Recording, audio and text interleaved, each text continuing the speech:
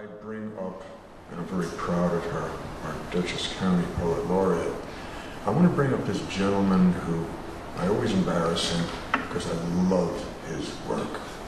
It's just wonderful. Ken Holland.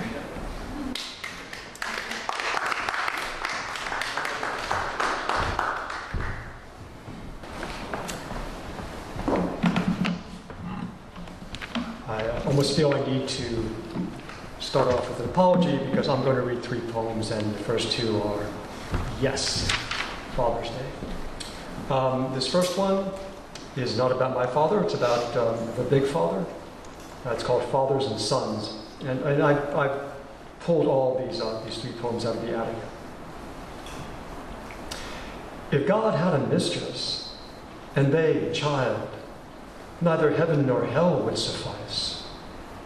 God would, I believe, cast about the stars, and there, at the farthest reach of his creation, at the farthest tip of a spiraling galaxy, plant his bastard son.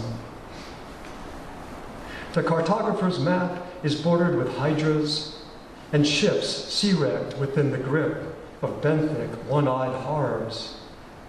The ocean's mass pours over its edge like words inside the mind of a mute, crying that the world is round. Michelangelo created God, creating Adam, finger nearly touching finger, the imminent inspiriting of our flesh. But the longing in Adam's eye was for the loss of rapture, for God was not nearing. He was simply saying goodbye.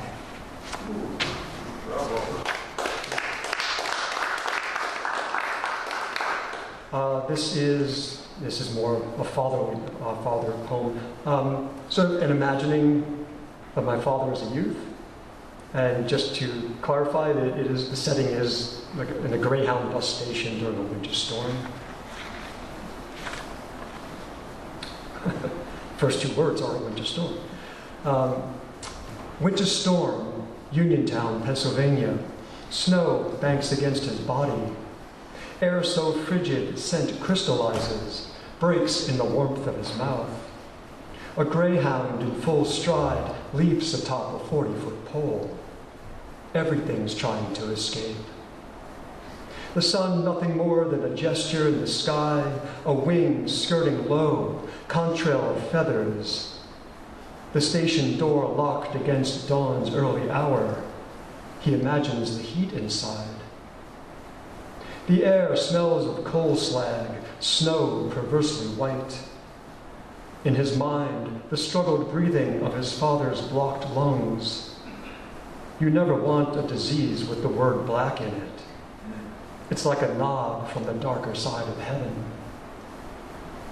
A Chevy Malibu fishtails down the street, high beams flickering like starlight. Its exhaust, held close to the ground, creates its own errant drift.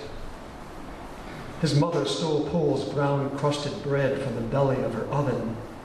He understands how hard it is. The fore of his body leans leeward, builds itself into the storm.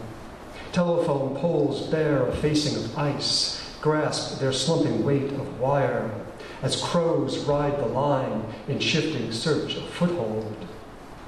Heedless of the low grind of gears, the diesel's pending rhythm.